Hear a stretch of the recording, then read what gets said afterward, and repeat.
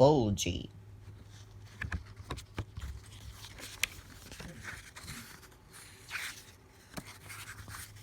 This is a story about Bulgy the bus. He came to work on the island of Sodor during a busy season. He thought he was better than all the engines, so he tried to take their passengers away.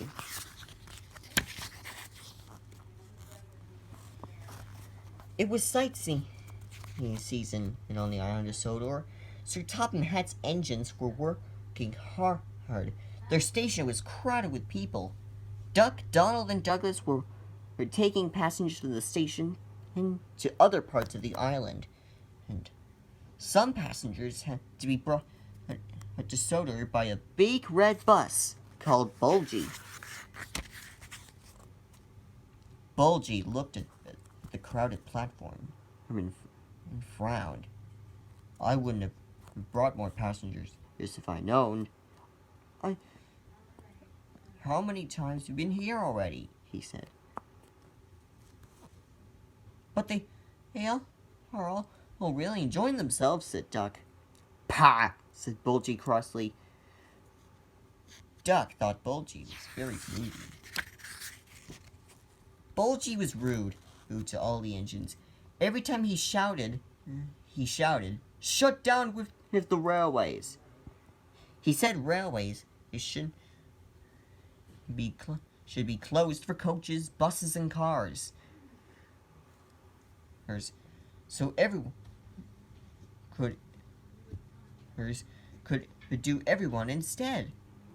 The engines thought Bulgy was rather silly, but when another bus arrived to take Bulgy's passengers home, the engines were worried. This me and Bulgy, he would stay on the island and could really get the railway shut down. What would the engines do to them? What would the engines do then? Bulgy took the passengers. He told the passengers he could get them to the big station faster than engines could. That's rubbish, said the Duck. It's much further by road. Yes, said Oliver, but Bulgy says he knows a shortcut. That evening, Duck was about to start with his final journey of the day, but there were a few passengers aboard. He waited for a few minutes, hoping more would turn up, but none did. Just then, Duck heard a loud toot toot. Bulgy.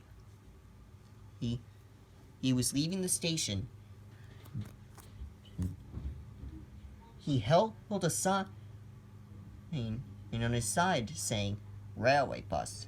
Most of Duck's passengers had gone with Bulgy because he told them he was working for the railway.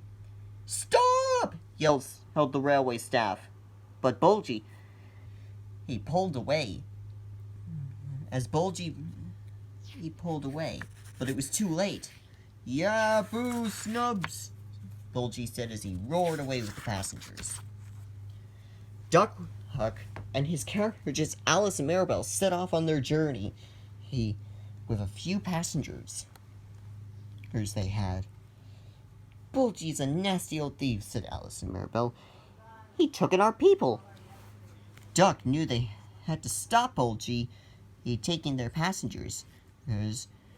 If it carried it on like this, the railway could be shut down.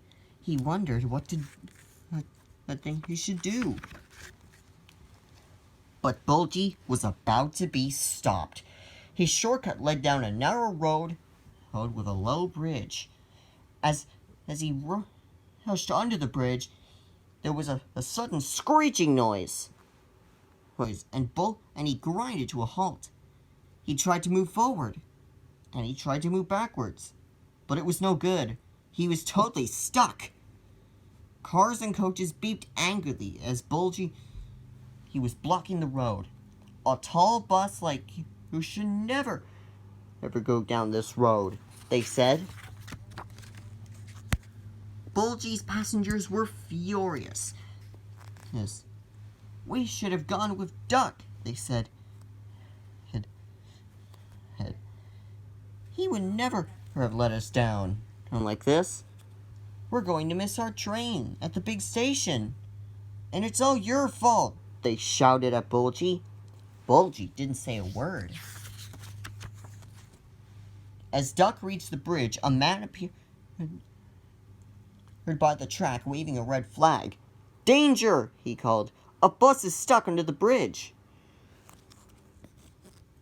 Duck moved slowly forward and saw Bulgy under the bridge. Oh, that is Bulgy's so-called shortcut, he laughed. Bulgy, he heard his breath as Duck slowly moved over the bridge. The bus... Bulgy heard his breath as Duck moved slowly over the bridge. "The bus tricked us!" shouted Bulgy's passengers. "He said he was he said that he was working for the railway, but he lied. God, can we go with you instead?" Duck agreed. And took them all the passengers, to the big station in time for their trains. The passengers promised they would travel by train from then on. Bulgy was left under the bridge. He had to wait all night before he were to be rescued, but he never learned his lesson. And he still takes over the railway. But then no one knew that he was faster. To go by train was the way to travel, with the engines instead. Bulgy decided to retire. He asked the farmer if he could live in his field and look after his hens. The farmer agreed. From then on, Bulgy was much happier. The hens enjoyed listening to his grand adventures on the bus route and how terrible engines were. They didn't know any better, but Bulgy felt proud. And Bulgy felt proud because the hens would produce more eggs than ever before.